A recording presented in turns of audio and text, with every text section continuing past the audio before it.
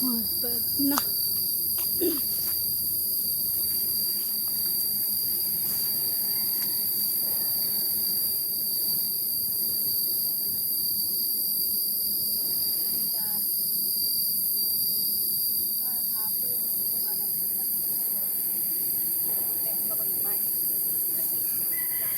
สวัสดีเด้อพี่น้อง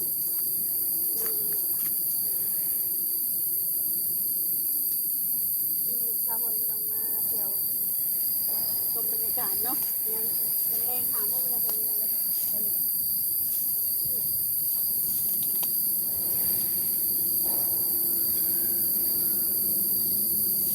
กิจการคุยเลยคุยแย่มาเบิ่งน้ำมันเนาะยุ่งร้ายแม่งร้ายเป็ดทำอะเลยอันหนาตาแบบนี้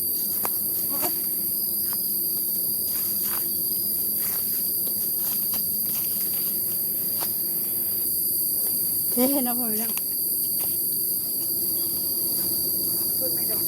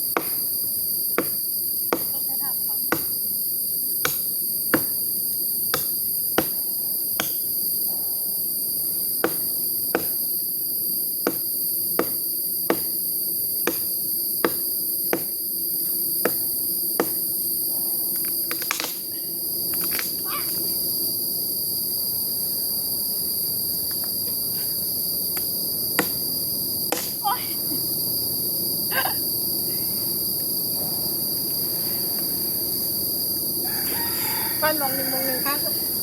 มันจะออกมาเลย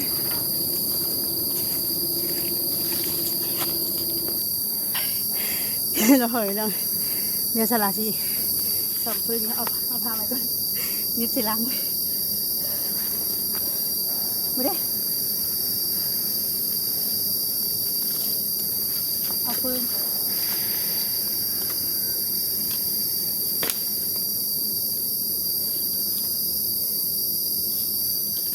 โอ้ย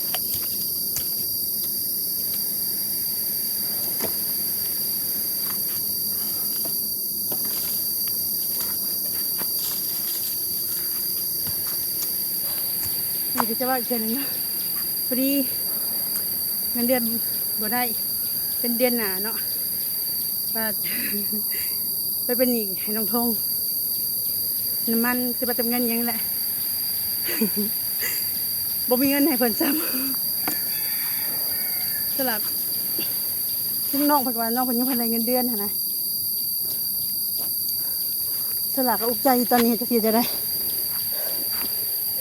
หนีน้ำกันสองคนนี่แหละต่างฝ่ายต่างบ่มีเวลาบ่มีบัตรเติมเงินก็ไปเอาก่อนแบบนี้แหละว่าได้เอ้ย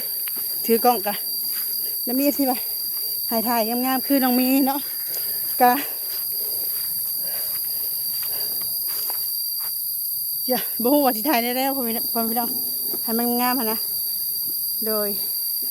จะได้กะขอบคุณหลายๆเด้อสำหรับคำแนะนำเนาะช่วงไม่ปลุกวะผู้ดังดีแท้โอ้มากัดโดยเนาะเดี๋ยวสลัดจะเอาพื้นไปให้งัวก่อนเพราะว่าหับจานเลี้ยงงัวเนาะทางเราก็สิฟันพื้นให้งัวเนาะ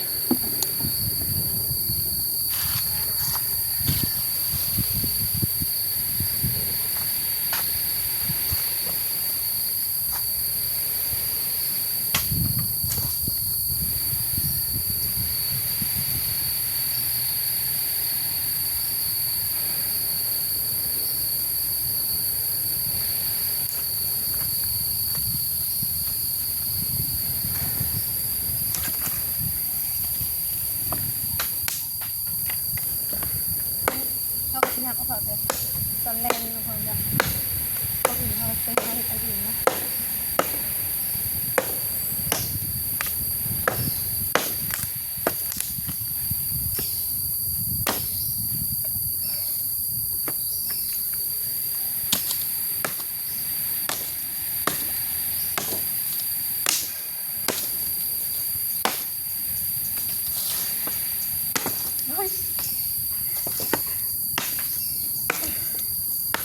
นี่แบบ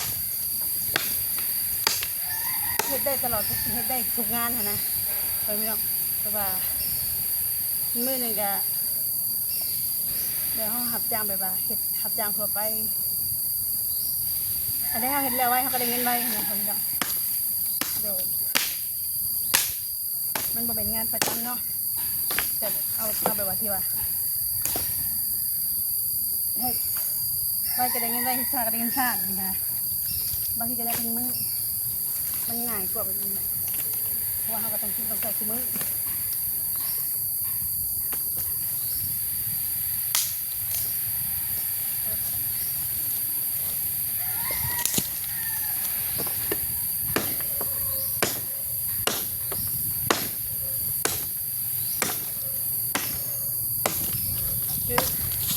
แต่ทางเช้าหมกแกงจะโทรมาเสร็จมาสละ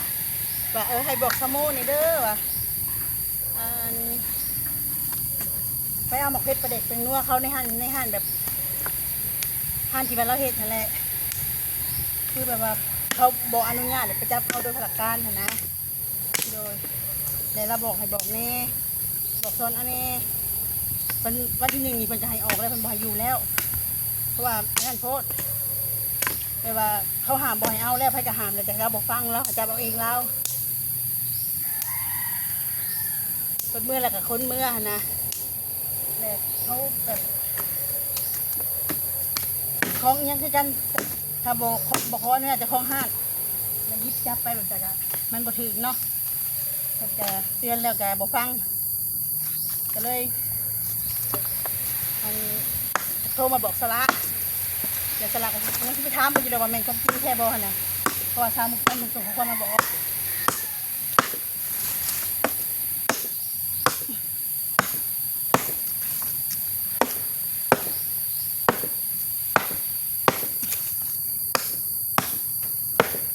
ถ้าเขาก็จะฟังความแข็งกันไปเนาะแต่ว่าเจ้าของห้างแกเคยว่ากับสละเองนี่แหละให้อันที่ใช่แหละเขาแก้ทำได้ก็บอกว่าเราบอกมาคนมือไว้ถ้าว่าได้ยังก็เขาให้บอกให้ยิบจับด้วยพลักการคือให้โอกาสไปแล้วกันชุดแรกแต่เล่าที่ข่อยคว้าเอาเลยบอกเลยบอกเจ้าของห้างเป็นกระดีเป็นต้นสงสารเป็นกระบอกมียังไงแล้วมันจะให้งานเฮ็ดแต่ว่าโอกาสเนี่ยก็ชุดแรกแต่เจ้าสิว่าเจ้าที่ข่อยคว้าเอาเลยบอกนะโอ้ยพี่น้อง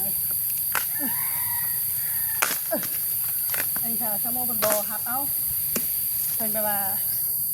เฮ็ดแบบไหนอีกกะชุดแรกแต่เพิ่นอะไรแบบนี้กะเพราะว่าเป็นยากเลยที่มีคนเห็นงานแบบนี้เนาะลูกติดแต่บอกว่าให้เป็นร่างถวยให้เอาลูกไปรับเป็นกับบริวารถ้าเป็นผู้เขาก็บอกให้เฮ็ดแบบนี้นะ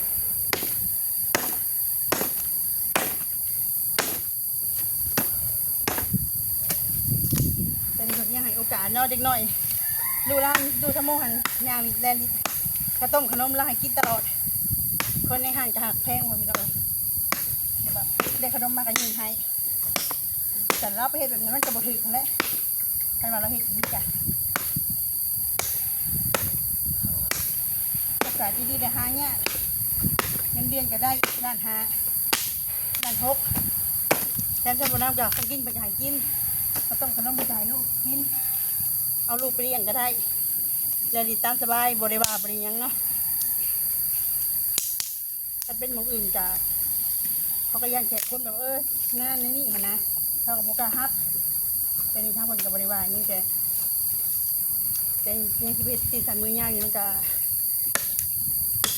โมบายกันแบบนี้เนาะส่งข้อความมาบอกคอยว่าให้บอกสมูนี่เด้อว่าอย่าให้ตีสันมือย่างร้ายเปิดนวดเอาไปจนมดเอาเงินครัวฮะ